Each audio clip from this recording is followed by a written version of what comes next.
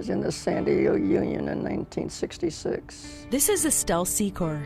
She's 91 years old now, and since the 1950s and 60s, she's kept some newspaper clippings. And it says it was sewn by hand by me.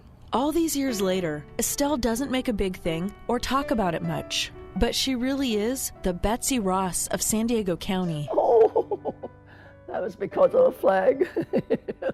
This flag, the official banner of the County of San Diego. You see it outside county buildings and at supervisors' meetings. But we would probably never remember who first designed it and personally stitched it all together back in 1957.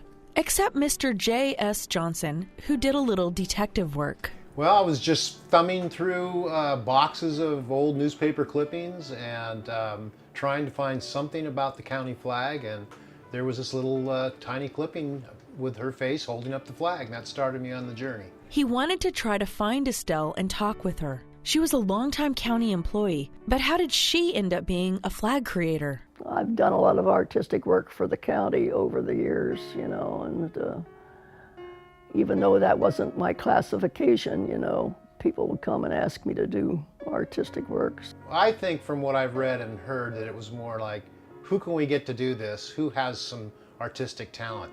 Oh, I know, Estella. She created a masterpiece. In the center is the county emblem, with bold stripes of color above and below that are full of symbolism. Green at the bottom and red at the top.